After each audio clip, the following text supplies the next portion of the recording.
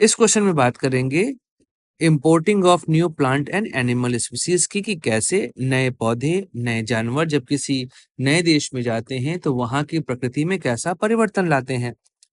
अब चूंकि मानव इतिहास में माइग्रेशन हमेशा से चलता रहा है, अफ्रीका से निकला मानव आज दुनिया के कोने कोने में पहुंच चुका है।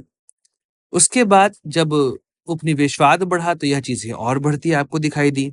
तो कृषि, व्यापार, उपनिवेशवाद, इस वजह से दुनिया में नए पौधों और पशुओं की प्रजातियों का प्रसार हुआ और आज के समय में आयात और निर्यात भी होता है। 15वीं से 18वीं शताब्दी के बीच में यूरोप, एशिया, अफ्रीका, अमेरिका, इनके बीच में बड़े पैमाने पर संपर्क जो है इनका बढ़ा। ऐसे ही एक आपको कोलंबियन एक्सचेंज देखने को मिलेगा। इसकी वजह से जो लैटिन अमेरिका के देश हैं, वहां के जो प्रोडक्ट हैं वो यूरोप, अफ्रीका और इंडिया में आना शुरू हो गए और इसकी वजह से समाज, अर्थव्यवस्था और संस्कृति पर काफी गहरा प्रभाव पड़ा। जैसे हम अगर बात करें नए पौधों के आयात की, तो अमेरिका से यूरोप, एशिया और अफ्रीका में कई सारे ऐसी प्रजातियां पहुंची जो यहाँ पर नहीं होती थी। जैसे कि मकई, मेज नॉर्थ अमेरिका में मिलता था। आलू, ये आपका ब्राजील और कैरेबियन मिलता था। टमाटर, मिर्च, तंबाकू, कोको, सूरजमुखी, शकरकंद, ये सब फसलें अमेरिका से यूरोप और एशिया में पहुंचनी शुरू हो गई।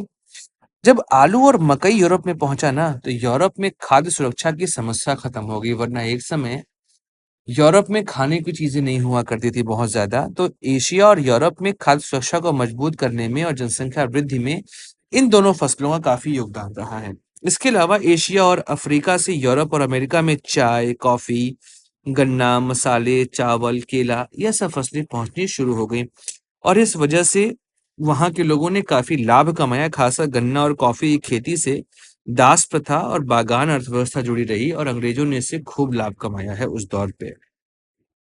साथ साथ आप देखेंगे नए पशुओं और प्रजातियों का आयात हुआ। यूरोप से घोड़े, गाय, भेड़, बकरी, गोट, सुअर, यह सब अमेरिका पहुंचने लगे।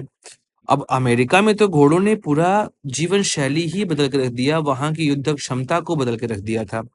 यूरोपीय जो पशुधन थे उससे अमेरिका की कृषि बदल गई और वहां की जो स्थानीय पारिस्थितिकी थी, इसमें भी काफी परिवर्तन देखने को मिलता है।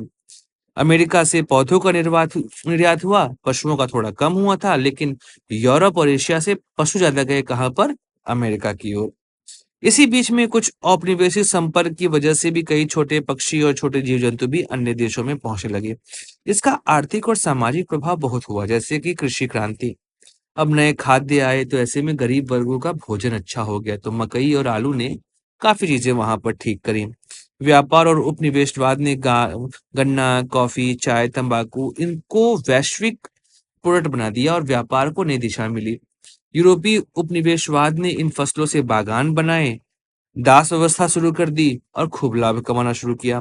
जनसंख्या वृद्धि हुई, अच्छा खाना मिलना शुरू हुआ, तो लोगों की जनसंख्या बढ़ने लगी।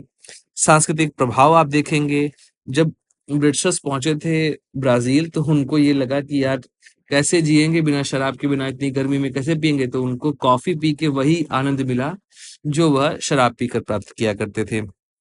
हाँ, पर्यावरण संतुलन काफी बिगड़ता है और वो बिगड़ता हमको दिखाई हुआ है। ऐसे में स्थानीय पौधों और पशुओं का विनाश आपको देखने को मिलता है। तो नए पौधों और पशुओं की प्रजातियों के आयात से विश्व इतिहास काफी हद तक प्रभावित रहा है। इन्होंने जहां पर खाद्य सुरक्षा, कृषि उत्पादन और व्यापारिक विस्तार को समर्थन दिया, वहीं पर जो लोकल इकोसिस्टम है उनको काफी हद तक डिस्ट्रॉय कर दिया था। दोस्तों, यह था आपका पार्ट बी। सारा क्वेश्चन यहाँ पे करवा दिया गया है, आप इसको डाउनलोड कर लीजिए, पढ़ लीजिए, नोट कर लीजिए, जमा कर दीजिए। अच्छे नंबर आपको यहाँ से मिल जाएंगे। लाइक, शेयर, सब्सक्राइब जरूर करिएगा।